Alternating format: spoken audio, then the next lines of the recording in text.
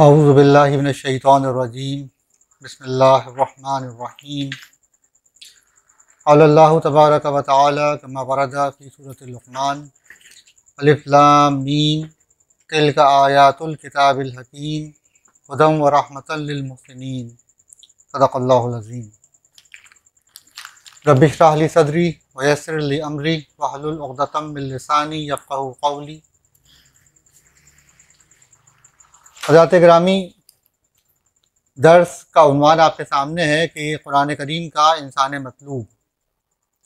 इस मौजू पे हमारी गुफ्तगू चल रही है और गुज़िश्ता दर्स के अंदर जो गुज़िश्ता माह हुआ था, 1 महीने का फ़सल इसके अंदर हो चुका है, लेकिन बहरहाल मौजू हमारा ये गुज़िश्ता माह जो था, हमने इसके ऊपर बात शुरू की थी कि कुरान करीम किस नौइयत का इंसान चाहता है, कैसा इंसान अल्लाह रब्बुल आलमीन को मतलूब है।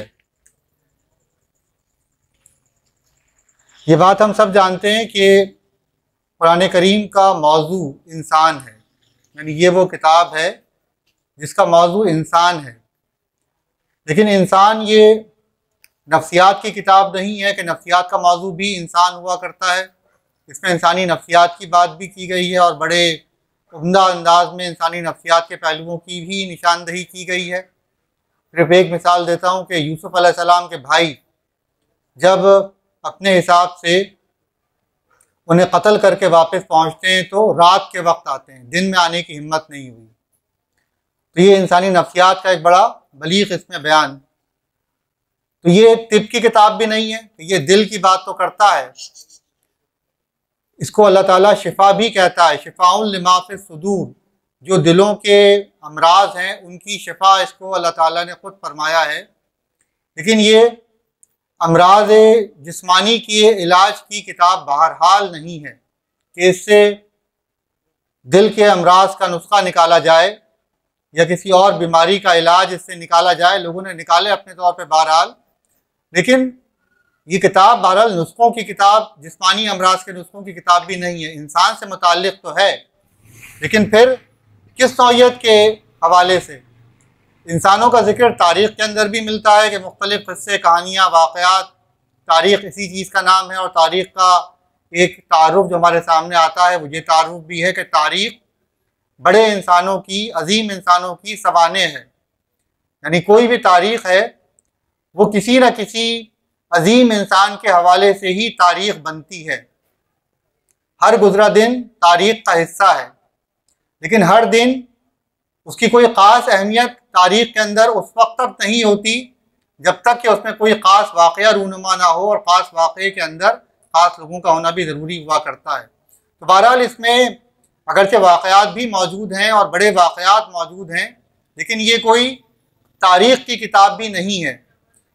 तो फिर ये इंसान के हवाले से किताब है, तो किस नौइयत की किताब है।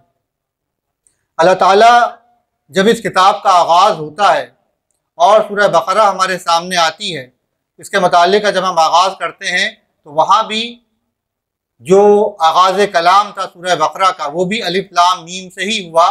जैसे कि यहाँ पर हुआ अलिफ लाम मीम, तो वहाँ भी अलिफ लाम मीम से ही आगाज़ हुआ।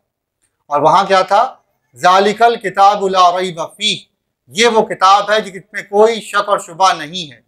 जबकि यहाँ बात क्या की जा रही है, तिल्का आयातुल किताबिल हकीम, ये किताब हकीम की आयात हैं। वहाँ उस किताब की, इस किताब की जो शान बयान की गई थी वो ऐसी किताब जिसमें कोई शक नहीं है। और वहाँ क्या कहा गया था, हुदल लिल मुत्तकीन, ये किताब मुत्तकियों के लिए हिदायत है। और यहाँ अल्लाह ताला फरमा रहा है हुदन व रहमतन लिल मुहसिनीन, ये किताब जो है हिदायत है और रहमत है। किसके लिए है, मोहसिनीन के लिए है। तो वहाँ मुत्तकीन का तज़किरा था और यहाँ मोहसिनीन की बात की जा रही है। तो ये मोहसिनीन और मुत्तकीन का आपस का ताल्लुक़ क्या है, इसके ऊपर अगर बात करें तो सूरह माइदा की हम अगर तिलावत करते हैं, सूरह माइदा का जब हम जायज़ा लेते हैं तो अल्लाह ताला वहाँ हमारे सामने ये बात लेके आते हैं कि मोमिन और मुत्तकी और मोहसिन ये कौन लोग हैं। तो वहाँ तज़किरा तो इस हवाले से किया जा रहा था कि अल्लाह ताला के हलाल करदा खानों को खाया जाए, अल्लाह ताला के हलाल को हलाल समझा जाए और उसके हराम से रुक जाया जाए और बाज रहा जाए। तो ये बात वहाँ पे की जा रही थी। तो अल्लाह ताला ने ये बात इरशाद फरमाई, लैसा अलल लज़ीना आमनू व अमिलुस सालिहाति जुनाहुन फीमा तइमू इज़ा मत्तक़ौ व आमनू व अमिलुस सालिहाति सुम्मा तक़ौ व आमनू सुम्मा तक़ौ व अहसनू वल्लाहु युहिब्बुल मुहसिनीन। ये बात इरशाद फरमाई कि जो लोग ईमान ले आए और नेक अमल करने लगे, उन्होंने अपने ईमान से पहले जो उनसे गलतियां हो गई, जो पहले वो गुनाह कर चुके, तो ईमान जो है वो क्या है, पिछली गलतियों का कफ़ारा बन जाता है। तो यहाँ यही बात इरशाद फरमाई गई कि उन्होंने पहले जो कुछ खाया पिया था, पहले जो वो हराम खा चुके थे, उस पर उनकी कोई गिरफ्त नहीं की जाएगी। और फिर यहाँ बात क्या इरशाद फरमाई, शर्त क्या इरशाद फरमाई इस माफ़ी की, इज़ा मत्तक़ौ, अगर वो तकवा की रविश इख्तियार कर लें, यानी ईमान लेकर आ गए, ईमान उनके गुनाहों का कफ़ारा बन जाएगा। लेकिन किस सूरत में, अगर वो तकवा की रविश इख्तियार कर लें, यानी डरें, बचें, अल्लाह की नाफरमानी से आइंदा अगर बचने की बात करें, और इसके साथ फिर क्या हो, मत्तक़ौ व आमनू, कि वो ईमान के मुताबिक जो उन पर हराम किया गया है उससे बचें, ईमान लेकर आएँ, अपने ईमान पर साबित कदमी दिखाएँ, व अमिलुस सालिहात, और नेक अमाल करें, कि इन्नल हसनातो युज़हिब्न सय्यात, कि बेशक ये नेकियां जो है वो क्या करती हैं, बुराइयों को दफा कर देती हैं। कपड़े के ऊपर अगर गंदगी लग जाए तो उसको साफ पानी से धोया जाता है। कीचड़ भी क्या है, पानी ही है, मट्टी मिला हुआ पानी, लेकिन उस कीचड़ को साफ पानी से धोया जाएगा तो वो साफ हो जाएगा। इसी तरीके से जब इंसान गुनाह कर बैठे तो क्या है, नेकी की रविश पर आ जाए तो उसके लिए पाकी का मामला हो जाएगा। तो अल्लाह ताला ने बताया कि बचना है नाफरमानी से, ईमान के मुताबिक अमल साले करना है, सुम्मत तक़ौ, और फिर अच्छे काम करते रहें, व आमनू सुम्मत तक़ौ व अहसनू, और फिर जिस चीज़ से भी उनको रोका जाए उससे रुक जाएं, और जो अल्लाह का हुक्म हो उसको माने और एहसान की रविश इख्तियार करें, व अहसनू, और बेहतरीन तरीक़े के ऊपर ये सारे काम करें। यानी माजी में जो गलतियाँ इंसान की हो गई उनको अल्लाह ताला की सूरत के अंदर माफ़ करता है कि इंसान अल्लाह ताला की नाफरमानी से आइंदा बच जाए, अपने ईमान के तकाज़ों को पूरा करते हुए अमल साले करता रहे, और उसके बाद फिर क्या हो, इन चीज़ों को बेहतरीन तौर के ऊपर अंजाम दे, इन चीज़ों को बेहतरीन तौर के ऊपर अंजाम दे। तो ये क्या है, ये एहसान की रविश है ये। और अल्लाह ताला कहता है कि वल्लाहु युहिब्बुल मुहसिनीन, और अल्लाह ताला जो है ऐसा रवैया अख्तियार करने वालों को अपना दोस्त रखता है, उनसे वो मोहब्बत रखता है।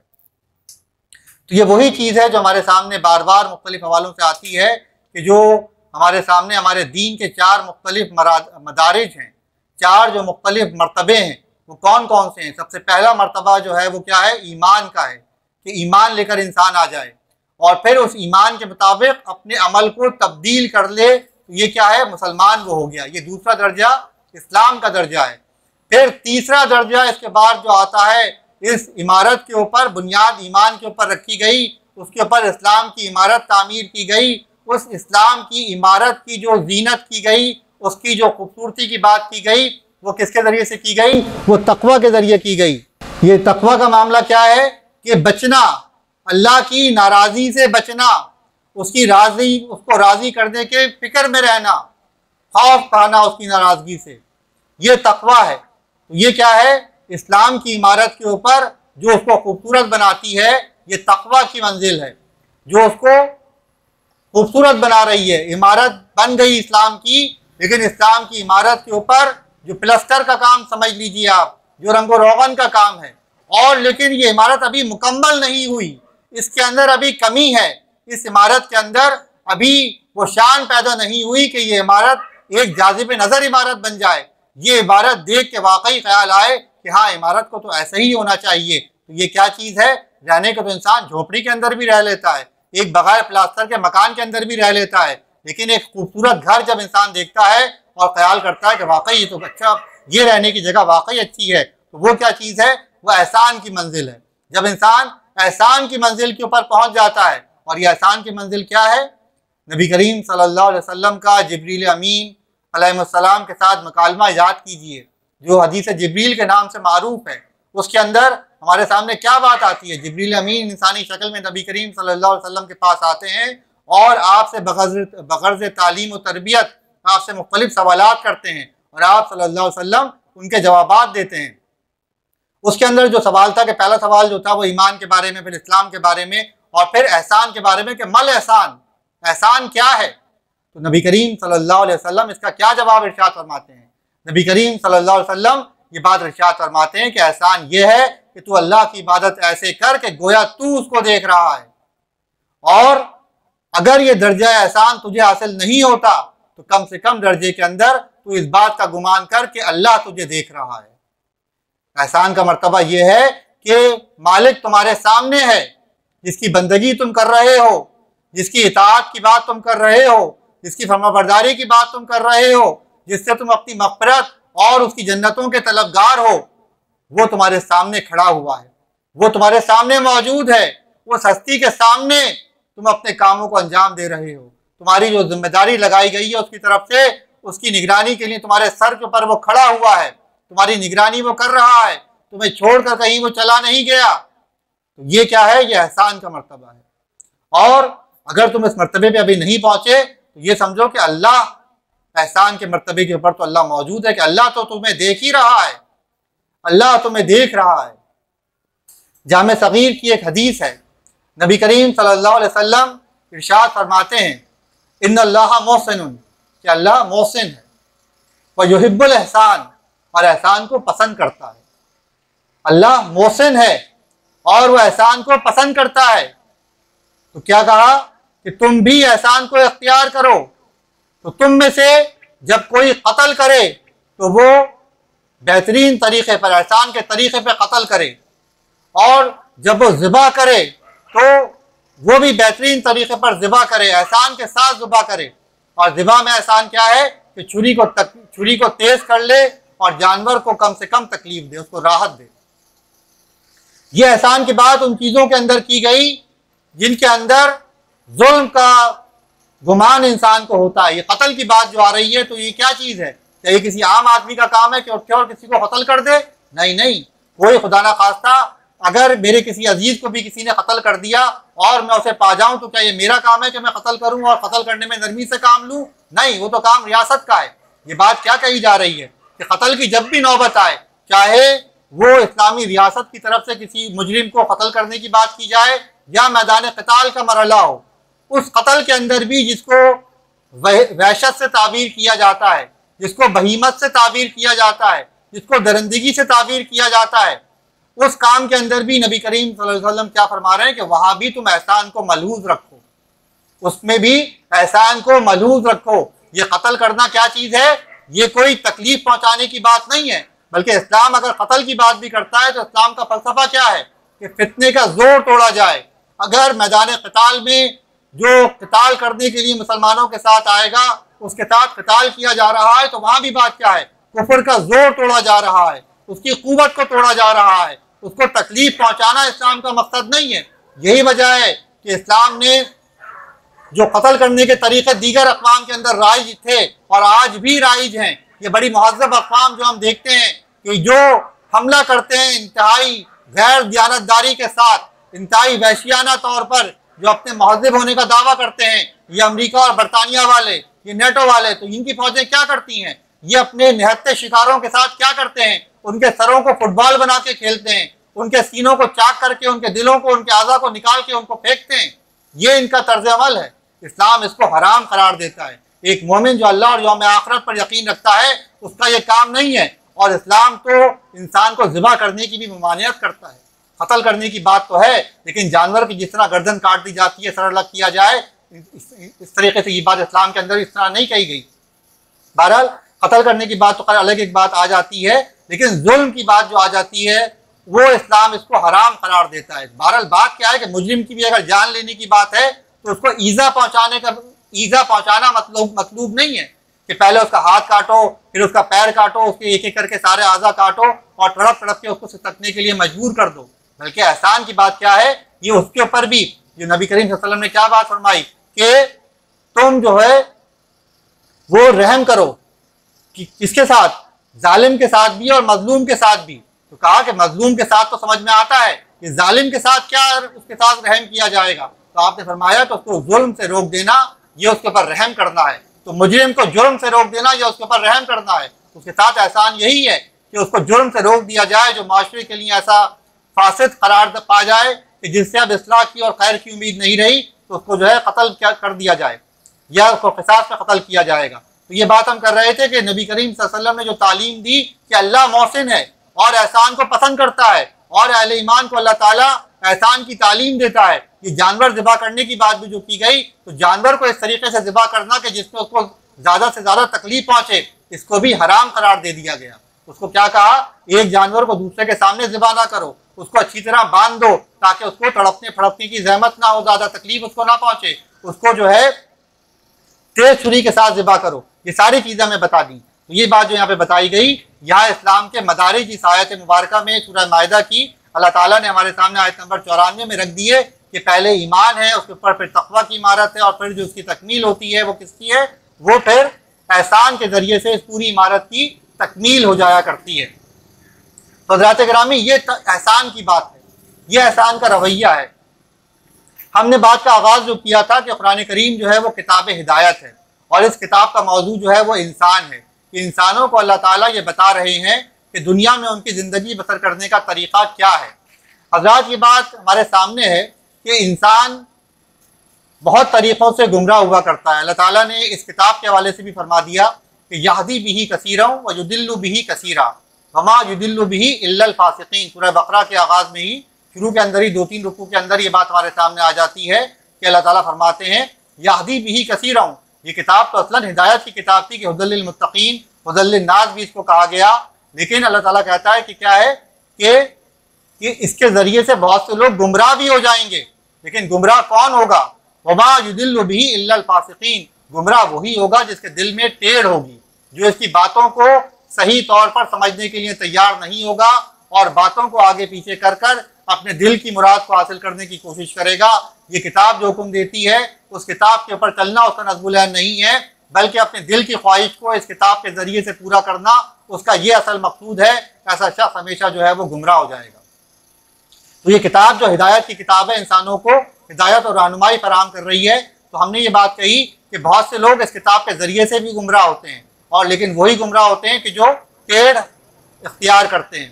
तो हज़रात गिरामी, ये किताब इंसानियत के सामने जो नज़्बुल ऐन रखती है, जो इंसान के सामने मुसलमानों से और तमाम इंसानों से जो मुतालबा करती है, वो क्या है, अल्लाह ताला अपनी इबादत का मुतालबा करता है। हर नबी ने आकर जो बात कही वो क्या बात कही कि ओबुदुल्लाह वज्तनीबुत तागूत, अल्लाह की बंदगी करो और तागूत से कुफ्र करो, तागूत का इनकार करो। ये ईमान का लाजमी हिस्सा है, तागूत का इनकार करना। और हम जो इकरार करते हैं कलमा तैयबा पढ़कर ला इलाहा, तो उसका आगाज़ भी हम ला से नफ़ी से करते हैं और ये इला जो है वो क्या है, ये उसी तागूत की बात यहाँ पर की जा रही है, उसका इनकार किया जा रहा है। इनकार कराकर फिर हमें इकरार की मंजिल तक लाया जाता है। तो ये बात आती है हमारे सामने और इसके हवाले से हमारे सामने जो अल्लाह ताला बात रखता है कि इसका जो मर्तबा पहुँचेगा, जब कामिल हो जाएगा ये काम अल्लाह ताला की बंदगी करने का, तो वो मकाम क्या है, अल्लाह ताला ने उसके हवाले से जो बात इरशाद फरमाई, अन अकीमुद्दीन वला ततफर्रकू फी, के अपनी बंदगी इख्तियार करने की जो बात अल्लाह ताला ने हमसे इरशाद फरमाई, अपनी इबादत की जो हमारे ऊपर फर्जियत की बात की कि वमा खलक़तुल जिन्ना वल इंसा इल्ला लियअबुदून, कि हमने जिन्नो इंस को अपनी इबादत के सिवा किसी मकसद के लिए तख्लीक़ नहीं किया।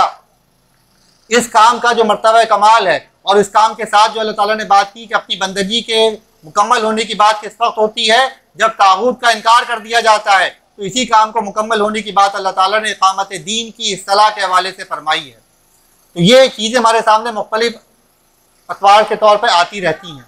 अब हम जो बात की मोहसिन की कर रहे हैं कि अल्लाह ताला बार बार हमारे सामने सिफत एहसान का तज़किरा करता है और हमारे सामने बार बार ये बात रखता है कि इन्नल्लाह युहिब्बुल मोहसिनीन, कि अल्लाह ताला एहसान करने वालों को, एहसान की रविश इख्तियार करने वालों को पसंद करता है, उनको अपना दोस्त रखता है, उनसे मोहब्बत करता है। ये बात अल्लाह ताला बार बार इरशाद फरमाता है। हज़रात गिरामी, ये जो मोहसिन की बात है और इसको हम जो बात कहते हैं, ये कुरान का मतलूब इंसान की बात है। ये कुरान के मतलूब इंसान की बात बार बार उन सिफात का मुतालबा अल्लाह ताला की तरफ से इंसान से किया जा रहा है। फहश काम सरजद हो जाता है और ज़लमू अनफुसहुम, और वो किसी गुनाह का इर्तिकाब अपने ऊपर कर बैठते हैं। ज़करुल्लाह, तो फ़ौरन अल्लाह उन्हें याद आ जाता है। फस्तग़फ़िरू लिज़ुनूबिहिम, और इस कसूर पर वो अपने रब से माफ़ी चाहते हैं, अल्लाह का जिक्र करते हैं, अल्लाह उन्हें याद आ जाता है, वो अल्लाह से माफ़ी चाहते हैं। और अल्लाह के सिवा गुनाहों को कौन माफ़ करने वाला है, और वो कभी जानबूझकर अपने गुनाहों पर इसरार नहीं करते। ऐसे लोगों की जज़ा उनके रब के पास है, इसरार नहीं करते हम यालमून। ये अल्लाह ताला ने मोहसिनीन की सिफ़ात हमारे सामने बयान की हैं। तो एक बात तो ये देखिए कि अल्लाह ताला मोहसिनीन के मुतफर्रिक़ औसाफ हमारे सामने बयान करता है, ये इंसानी सिफ़ात की शक्ल के अंदर है, और इन सिफ़ात का ज़हूर जो है वो इंसान की ज़ात से हुआ करता है। इंसानी माशरा इसकी बुनियाद के ऊपर तश्कील पाता है। अल्लाह ताला इसी कुरान करीम के अंदर दूसरे मकामात के ऊपर इन मोहसिनीन के औसाफ के साथ साथ उनके कामों को भी बयान करता है कि जो वो काम अंजाम दे रहे हैं, ये औसाफ भी उनके अफ़आल ही हैं, यानी माफ़ कर देना, गुस्से को पी जाना, और दूसरों के ऊपर रहम खाना, दूसरों को मदद करना, एहसान का तरीक़ा अख्तियार करना, गुनाहों पे नदामत, गुनाहों से फौरी तौर के ऊपर तौबा करना, इसरार न करना, ये भी उनके काम है। लेकिन अल्लाह ताला उनके जो काम बयान करता है दूसरे जो इज्तमाइयत के हवाले से हैं, जो इज्तमाई दायरे के अंदर उनके कामों का ज़हूर हो रहा होता है, वो जो बात आती है कि तागूत का इनकार करना, और अल्लाह के मुकाबले में क्या है, अल्लाह के रास्ते में क्या है, तागूत के मुकाबले में क्या है, सीसा पिलायूबी दीवार बनकर खड़ा हो जाना, तागूत का मुकाबला करना, ये सारे सिफात भी हमारे सामने उनकी आती हैं। खराबी की एक बात क्या है, अगर इंसानी सिफात के हवाले से कुरान के इंसान मतलूब को ले लिया जाए कि भाई इंसान के अंदर ये सारी सिफात होनी चाहिए जो अल्लाह ताला इंसान से चाहता है, ये बात अपनी जगह पर गलत नहीं है, ये बिल्कुल दुरुस्त है कि इंसान अपने अंदर इन सारी सिफात को पैदा करे जो इंसानी औसाफ का बेहतरीन पहलू हैं, उनको बेहतरीन अंदाज में अपने अंदर इंसान पैदा करने की कोशिश करे। लेकिन इन सिफात को पैदा करने का मकसूद क्या है? क्या इन सिफात को पैदा करने का मकसूद सिर्फ और सिर्फ ये है कि एक जालिम, एक जाबिर और एक गैर इस्लामी हुकूमत अगर मौजूद है, उसकी भी एक वफादार और एक बड़ी उम्दा, बड़ी शानदार रियाया पैदा की जाए, जो कैसे ही हुक्मरान क्यों ना हो, हर हाल में उनकी वफादारी का हल्फ उठाने वाले और उनकी अकीदत का दम भरने वाले और उनके आगे अपने सरे इताअत को झुकाने वाले हों। अल्लाह की बंदगी उन्हें कभी इस बात के ऊपर आमादा ना करे कि जो अल्लाह के मुकाबले में खुद खुदा बन के बैठा है, जो खुद तागूत के मनसब पर फाइज हो गया कि अल्लाह के हुक्म की बजाय अपने हुक्म को चलाना चाहता है, अपने कानून को नाफिज करना चाहता है, अपनी बात को बाला और बरतर करना चाहता है अल्लाह की बात के मुकाबले में। अगर ये अल्लाह की नाफरमानी होते देख कर भी किसी के माथे पे कभी बल ना पड़े और किसी को अपनी बंदगी कोई नाक़िस नजर ना आए, किसी को अपने ईमान को खतरे में महसूस ना करे कोई इंसान, तो फिर वो ईमान किस बात का है, वो इस्लाम का दावा किस चीज़ का किया जा रहा है, वो कौन सा इंसान का जो है नज़रिया है, वो कौन सा उसका ईमान है कि जब वो कहता है कि ला इलाहा, और अल्लाह ताला जो कहता है कि वज तनीबुत तागूत, वज तनीबुत तागूत, कि तागूत का इनकार करो, तागूत से इज्तनाब करो, तागूत की बंदगी से परहेज करो। ये चीज़ें जब इंसान ना समझे और सिर्फ अपने अंदर इंसानी औसाफ को ही बढ़ाता और चढ़ाता चला जाए, उसकी रातों की इबादतें तवील से तवील तर होती जाएँ, उसकी दुआएं जो हैं वो 2-2 घंटे की दुआएं हों, 20-20 लाख के इज्तिमा हो जिनकी दुआओं में शिरकत के लिए सारे लोग बड़े शिद्दत से दौड़े चले जाएं कि आओ इस दुआ के अंदर शिरकत करें कि अल्लाह की रहमत और मग़फ़िरत तो सारी यहीं बट रही है। नबी करीम सल्लल्लाहु अलैहि वसल्लम अल्लाह की रहमत और मग़फ़िरत को कहाँ तलाश करें? मैदान जिहाद और क़िताल के अंदर तलाश करें, वो उसको ताइफ और ओहद के मैदानों में जाके तलाश करें, वहाँ जहाँ पर वो रईसुत तज्जार जो था, मक्का का जो सबसे अमीर तरीन शख्स हुआ करता था, वो अपनी सारी दौलत को अल्लाह के रास्ते में लुटा दे और हम यहाँ देखें कि हमारे कारोबार तरक्की से तरक्की करते चले जाएं, कल हम करोड़पति थे, आज हम अरबपति बन गए, और उसके बावजूद हम जो है वो अल्लामा भी रहें, हम हाजी भी रहें, अल्लाह के दीन के बहुत बड़े मुबल्लिग भी रहें, बहुत बड़े वाइज भी बने रहें, और कोई मामला हमारे साथ ना हो, तो फिर ये क्या चीज़ है? ये कौन सा हमारा ईमान है? यूसुफ अलैहिस्सलाम की सुन्नत अपनी जगह पर है, अब्दुर्रहमान बिन औफ रज़ियल्लाहु ताला अन्हु भी अपने साथ होंगे कि उनकी दौलत का मामला भी बहुत ज़्यादा था, लेकिन ये क्या चीज़ें हैं? जब इस्लाम मगलूब है, अब्दुर्रहमान बिन औफ रज़ियल्लाहु ताला अन्हु जिस दौर के अंदर अमीर और कबीर हुए वो इस्लाम की इकामत का दौर था। जब इस्लाम गरीब था तो उनकी दौलत का क्या मामला था? ये तो इस्लाम की अमारत का मामला है कि जब दीन कायम हो गया तो फिर उनकी अमारत अल्लाह ताला ने क्या उनके माल में बरकत अता फरमाई। उस्मान गनी रज़ियल्लाहु ताला अन्हु की दौलत कल भी थी और आज भी है, लेकिन ये तो बात वही है कि इस्लाम कायम होने के बाद दौलत की बात उनकी आ रही है। लेकिन आज जब दीन मगलूब है, आज हमारे कारोबार एक के बाद एक कारोबार हमारे नाम के ऊपर खुलते चले जाएं और हमारी दीनदारी के साथ हमारी अरबपति में भी इजाफा होता जाए, ये तो बड़ी अजीब व गरीब बात है कि नबी करीम सल्लल्लाहु अलैहि वसल्लम दीन की गुर्बत की हालत में मेहनत करें तो अपना सारा सरमाया लुटा दें और उनको फिर अपने काम करने की कोई मोहलत कभी ना मिले, जाती काम करने की। और आज क्या बात है, हम मोहसिनीन की बात कर रहे हैं, हम उस तनाकुस की बात कर रहे हैं, उस तजाद की बात कर रहे हैं, जो अमली की बात कर रहे हैं कि कुरान हमारे सामने क्या पैकेज रखता है। वो ये कहता है कि जब उसने मुतालबा किया कि अन अक़ीमुद्दीन वला ततफ़र्रक़ू फ़ीह कबुर अलल मुश्रिकीना मा तदऊहुम इलैहि, कायम करो इस दीन को और इसमें मुतफ़र्रिक़ ना हो जाओ। तुम सबकी ये जिम्मेदारी है कि इक़ामत दीन का फरीज़ा तुम्हें अंजाम देना है, तुम्हारे ईमान का, तुम्हारे इस्लाम का ये तकाज़ा है। तुम इस हवाले से जांचे परखे जाओगे कि इक़ामत दीन का काम तुमने किस तरह अंजाम दिया। जो कर सकते थे वो तुमसे अल्लाह पूछेगा, हर शख्स जानता है कि मैं क्या कर सकता था, लेकिन जांचा और परखा इसी हवाले से जाएगा। और वहाँ इज्तिमाइयत का एहतिसाब नहीं होगा, वहाँ हिसाब तो क्या होगा, फर्द का होगा। मैं खड़ा किया जाऊंगा और आप खड़े किए जाएंगे, मुझसे पूछा जाएगा और आपसे पूछा जाएगा। आपकी जवाबदेही मैं नहीं करूंगा, मेरी जवाबदेही आप नहीं करेंगे, तो हिसाब किस चीज़ का लिया जाएगा, इसी इक़ामत दीन का हिसाब लिया जाएगा। और लेकिन इक़ामत दीन का काम करने के लिए, इक़ामत दीन का जो फ़र्ज़ अदा करने के लिए जो जमात बनेगी, जो लोग खड़े होंगे, उन लोगों के औसाफ क्या होंगे। क्या उनकी इतनी कहने के ऊपर बख्शिश हो जाएगी कि हम इक़ामत दीन का काम करने वाले हैं और इक़ामत दीन तो फ़र्ज़ ऐन है, और दूसरों को अगर उन्होंने ये दावत जाके दे दी कि आइए इज्तिमाइयत इख्तियार कीजिए और अल्लाह की बंदगी का तकाज़ा ये है कि इक़ामत दीन की जद्दोजहद कीजिए, तो क्या इतना कहने पर उनकी बख्शिश हो जाएगी या इसके अलावा भी उनसे कुछ मतलूब है। हज़रात ग्रामी, बात तो यही है कि सबसे पहली बात जो है वो यही कि अपनी ज़ात और अपने किरदार को तैयार किया जाए इनफरादी तौर के ऊपर उन सारे हवालों से जिनका ज़िक्र कुरान करता है। यहाँ जो हवाला अल्लाह ताला ने यहाँ पर दिया हमें कि वो लोग कौन है, अल्लज़ीना युनफ़िक़ूना फ़िस्सर्राई वद्दर्राई, खुले और छुपे, हर हाल में खुले, उनकी जेबें खुली रहती हैं। उनके माल जो है वो तिजोरियों की, तहखानों की और बैंकों की जीनत नहीं बना होता, बल्कि माल क्या है, वो आ रहा होता है और जा रहा हुआ करता है। और माल खर्च करना भी इंसान के ऊपर आसान हो जाता है। ये जो असल चीज़ है इंसान का, जो इसका जो मामला होता है वो क्या है, वल काज़िमीन अल गैज़, गुस्से को पी जाते हैं। ज़फ़र आदमी उसको ना जानिए, गोह कैसा ही साहिब फ़हमो ज़का, जिसे ऐश में याद खुदा ना रही, जिसे तैश में खौफ खुदा ना रहा। बड़े से बड़े आदमी का इम्तहान भी कहाँ हो रहा है, दो मौक़ों पे हो रहा है।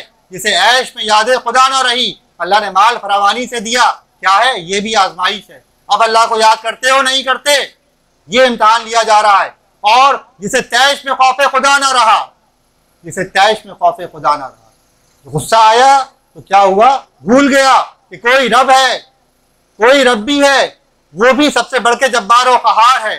सबसे ज्यादा गुस्सा तो उसको आता है जो बंदा नाफरमानी कर रहा होता है। हमें गुस्सा किस बात पे आता है, मेरा बेटा मेरी बात ना माने, कोई काम गलत करे, मुझे गुस्सा किस बात पे आएगा, मुझे गुस्सा इस बात पे आएगा, मेरी बात ना मानी, मेरी औलाद होके मेरी बात ना मानी, मेरा भाई मेरी बात नहीं मानता, मेरा भाई होके मेरी बात ना मानी, मेरी बात को रद्द किया, मुझे इस पे गुस्सा आएगा। गुस्सा किस चीज पर है, मेरी बात के रद्द होने पर, मेरी बात के झुटलाए जाने पर। मैं कौन हूँ, मेरी क्या औकात है। और वो रब्बुल आलमीन जिसने सबको तख्लीक किया, अगर वो हमारे गुनाहों पे हमें पकड़ने लग जाए तो अल्लाह ताला कहता है कि रुए ज़मीन पे किसी को जीता ना छोड़े, रुए ज़मीन पर किसी को जीता ना छोड़े। तो हज़रात गिरामी, बात हम क्या कर रहे हैं कि ये सिफात अपने अंदर पैदा करनी होंगी, और इन सिफात को पैदा करके हमारा काम ख़त्म नहीं हो जाता। ये सारी सिफात हमारे किस काम आएंगी, ये सारी सिफात हमारे इस काम आएंगी कि जब अल्लाह के रास्ते में निकलेंगे तो ये हमारा ज़ादे राह होंगी, ये हमारा हथियार होंगी, ये हमारा असलहा होंगी, ये हमारे काम आएंगी इस रास्ते के अंदर। वो रास्ता जो अल्लाह की जन्नतों का रास्ता है, वो रास्ता नमाजों से शुरू होगा। ईमान के बाद पहली चीज़ क्या आ रही है, नमाज। नमाज के अंदर खुशू व खुजू, और उसी के साथ फिर जो बात आ रही है मामलात के अंदर, लोगों के ऊपर खुले और छुपे हर हाल के अंदर खर्च करना, गुस्से को पी जाना, लोगों के कसूरों को माफ़ कर देना, लोगों के कसूरों को माफ़ कर देना। अल्लाह के नबी सल्लल्लाहु अलैहि वसल्लम की सुन्नत क्या है, अपनी ज़ात के लिए आपने कभी इंतकाम नहीं लिया, कभी आपने अपनी ज़ात के लिए इंतकाम नहीं लिया। लेकिन जब अल्लाह की हुदूद को तोड़ा गया तो फिर आप सल्लम किसी का लिहाज नहीं करते थे, और आप सल्लम ने जो बात इरशाद फरमाई कि खुदा की कसम फातिमा बिनते मोहम्मद भी चोरी करती तो उसका भी हाथ काट डाला जाता। ये वो चीज़ें कि जो वाजे करती है कि माफ़ी किस चीज़ के अंदर है। अगर ज़ात की बात आ रही है तो वहाँ माफ़ी की बात है, लेकिन जब अल्लाह की हुदूद पामाल की जाए, अल्लाह की हदों को तोड़ा जाए, तो वहाँ पर माफ़ी की बात नहीं आ रही। तो अपनी ज़ात के अंदर इन सिफात को पैदा करना, ये बात मोहसिन की हम जो बात कर रहे हैं कि अल्लाह ताला मोहसिनीन को पसंद करता है, तो मोहसिनीन की सिफात यहाँ ये बयान की हैं। और उसके साथ जो बताया कि जब उनसे गलती हो जाए तो वो क्या करते हैं, फौरन तौबा कर लेते हैं। यहाँ ये नहीं कहा कि गलती नहीं करते, बल्कि क्या फरमाया कि गलती अगर हो जाए तो फौरन तौबा कर लेते हैं, फौरन तौबा कर लेते हैं। उन्हें अल्लाह याद आ जाता है और अल्लाह से अपने गुनाहों की माफ़ी चाहते हैं। और अल्लाह के सिवा कौन माफ़ करने वाला है। और जानते बूझते अपनी गलती पर इसरार नहीं करते, अपनी गलती पर इसरार नहीं करते। आज हज़रात गिरामी माशरे का सबसे बड़ा अलमिया क्या बन गया, ये ज़िद, हठधर्मी, यही तो माशरे का अलमिया है। गलती को अपनी जानते हैं, लेकिन मेरी नाक कट जाएगी, मैं छोटा बन जाऊंगा, लोग क्या कहेंगे। ये वो रवैया है जो हमें अपनी इस्लाह करने से रोकता है। कल तक मैं क्या कर रहा था और आज अगर मैं उस चीज़ को तर्क कर दूं तो फिर लोग क्या कहेंगे कि कल क्या करते थे, यानी कल गलत थे और आज सही हो गए। ये अल्लाह ताला लेकिन क्या कहता है, अपनी गलती पर जानते बूझते इसरार नहीं करते। तो हज़रात के मोहसिनीन की चंद सिफात यहाँ पर बयान की गई हैं जो अल्लाह ताला ने हमारे सामने रखी हैं, तो हमें इसके ऊपर गौर करना चाहिए। आज माशरा जो बदतरीन इफरात व तफरीत का शिकार हुआ, वो क्या हुआ कि एक तरफ तो किरदार साजी की, इंसान साजी की फैक्ट्रियाँ लगाई गई, इंसान बनाए जा रहे हैं, किरदार बनाए जा रहे हैं, मुसलमान बनाए जा रहे हैं, खानकाहें आबाद हुई, मुख्तलिफ किस्म के तरबियती काम किए जाने लगे, बड़ी बड़ी जमातें निकली जो इंसान साजी का काम कर रही हैं और ईमान की मेहनत के नाम के ऊपर कर रही हैं। लेकिन उसका असर माशरे के ऊपर क्या है, हज़रात गिरामी, एक बहुत बड़ा सवाल है। उसका असर माशरे के ऊपर क्या है। क्या तागूत के माथे के ऊपर इन 20-20 लाख के और 30-30 लाख के इज्तिमाओं को देखकर कभी कोई बल पड़ा है? क्या उसे कोई फिक्र लाहक हुई है कि ये तादाद बढ़ती जाती है ये कलमे और रोजे की मेहनत करने वालों की? क्या उसको कोई फिक्र इस बात की लाहक हुई है? क्यों?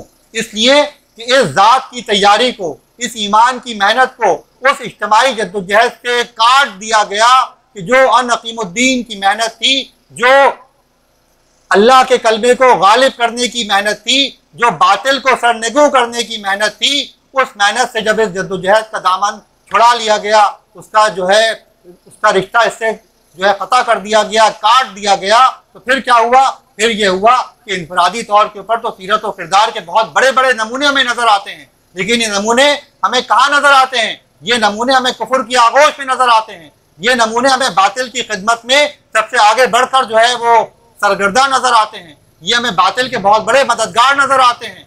ये जो बात है कि जिसको इस्लाम की फौज का सिपाही होना चाहिए था, वो तो आज बातिल की फौज के अंदर सिपह सालार बना फिर रहा है। ये अलमिया है। और उसके साथ फिर उसकी बात क्या है कि उसने अपने ज़ाहिरी हुलिये के ऊपर, उसने अपनी चंद इबादात के ऊपर ये समझ लिया कि दीन का हक़ तो अदा कर दिया, अब मुआश की फिक्र मुझे किसी काफिर का, किसी मुशरिक का, किसी अल्लाह के बागी का भी अगर उसका जो है वो गुलाम बनाती है, उसके दर के ऊपर मुझे लेके जाती है, तो इससे क्या मामला है, इससे क्या फ़र्क पड़ता है?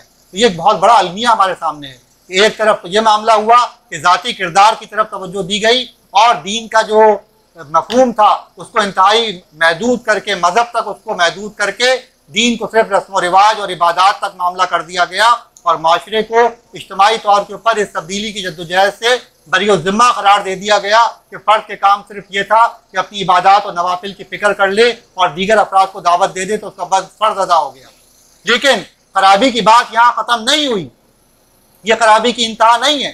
वो दूसरा गिरोह जो कि दीन के मुकम्मल तसव्वुर को लेके खड़ा हुआ, जिसके पास मुकम्मल दीन का इल्म था, जिसके पास जो था इकामत दीन का अलम था, उसकी बात भी अगर की जाए, मेरी और आपकी बात भी की जाए, तो हज़रात गिरामी यहाँ भी क्या है, यहाँ पर नारे ज़्यादा हुए, यहाँ पर जो है जलसे ज़्यादा हुए, यहाँ जुलूस ज़्यादा हुए, लेकिन वो दीन की जो मेहनत पढ़ते अखलाक और पढ़ते किरदार और पढ़ते मामलात के ऊपर होनी थी, उस पर हमने उतनी तवज्जो नहीं दी। हमारे नमाजों की फ़िक्र का क्या हाल है? क्या वाकई हम में से हर एक को देखकर ये ख्याल आता है कि हम में से हर एक बहुत ज़्यादा नमाजी है? नमाज की फ़िक्र हमें बहुत ज़्यादा हुआ करती है। दीगर इबादत के साथ हमारे शगफ का क्या मामला है? कुरान करीम के साथ हमारे ताल्लुक़ की नौइयत क्या है। ये वो सारी चीज़ें जो कमियाँ हमें यहाँ भी नज़र आती हैं, और यही वजह है कि इक़ामत दीन के जद्दोजहद जो अगर कमज़ोर पड़ रही है तो उसका सबब यही हमारा किरदार है। वो तवाज़ुन के फ़र्द अपने किरदार को कुरान के मुताबिक ढाले और इस किरदार को जब वो तब्दील करने की जद्दोजहद कर रहा है तो फिर बातिल के मुकाबले के अंदर भी वो निकले और दावत का काम करे, और बातिल के मुकाबले में जहाँ जहाँ तक पहुँच सकता हो उसका आगाज़ तो अपनी ज़ात के ज़रिए ही होगा, अपने घर के अंदर काम से होगा, अपने मोहल्ले के अंदर काम से होगा। इज्तिमाइयत में शमूलियत के साथ जो काम किया जा सकता है कि राय आमा को हमवार करने के ज़रिए से ही होगा, यही मिनहज हमारे सामने है। तो हज़रात गिरामी, बात हमने आज मोहसिन के वाले से शुरू की थी और बात की फैली है काफ़ी ज़्यादा। तो एहसान की बात जो हम कर रहे हैं, तो हमारा आज का जो मरकज़ी नुक्ता था उसके वाले से था कि दीन हमारे सामने जो मोहसिनीन की बात करता है और मोहसिनीन को अल्लाह ताला बड़े अजर की बात करता है कि अजरल मोहसिनीन के अल्लाह ताला बेशक जो है मोहसिनीन का अजर जो है वो ज़ाया करने वाला नहीं है। अल्लाह ताला मोहसिनीन को उनके अजर पूरे पूरे अता करने वाला है। अल्लाह ताला मोहसिनीन से मोहब्बत करता है, उनकी मदद करता है। तो ये सारी सिफ़ात इंसान को किस वक्त हासिल होंगी, जब वो कुरान के मुताबिक जो सिफ़ात अल्लाह ताला को मतलूब है और जिनका बयान कुरान करीम मुख्तलिफ मौक़े पे हमारे सामने करता है, उन सिफ़ात को अपने अंदर पैदा करेगा इंफरादी तौर के ऊपर, और इज्तिमाइयत का हिस्सा बनेगा, इज्तिमाई जद्दोजहद के अंदर शरीक होगा, जो कि बातिल के मुकाबले के अंदर अल्लाह ताला के कलमे को सरबुलंद करने के अंदर की जा रही हो, जो इक़ामत दीन की जद्दोजहद है। उस जद्दोजहद का हिस्सा जब वो बनेगा तो फिर ये काम जो है मुकम्मल तौर के ऊपर होगा, और फिर ये मरहला क्या होगा, फिर ये बात हम कह सकते हैं कि एहसान का मर्तबा जो है वो इंसान ने सही तौर के ऊपर हासिल किया है। वो शख्स जो सिर्फ अपनी ज़ात की फ़िक्र करता है और माशरे की फ़िक्र नहीं करता, वो मोहसिन नहीं हो सकता। इसी तरीके से किसी शख्स को माशरे की फ़िक्र तो बहुत ज़्यादा है, लेकिन अपनी ज़ात को उसने भुला दिया या अपनी ज़ात के ऊपर वो उस तरह मेहनत नहीं कर रहा, तो वो भी एहसान के मर्तबे को नहीं पहुँच सकता। एहसान के मर्तबे को वही शख्स पहुँचेगा जो अपनी ज़ात की फ़िक्र भी करे और इस माशरे की फ़िक्र भी करे और तवाज़ुन के साथ इस काम को लेके आगे चले, तो वो शख्स जो है फिर क्या होगा, वो शख्स जो है एहसान के मर्तबे को पहुँचेगा। तो कुरान करीम का जो बात हम ये कर रहे हैं कि कुरान करीम का इंसान मतलूब, तो उसकी सबसे पहली सिफत जो है वो क्या है, मोहसिन बन जाना। तो आज उसके एक पहलू के ऊपर हमने बात की है कि मोहसिन बनने के हवाले से चंद सिफात का हमने तस्करा किया।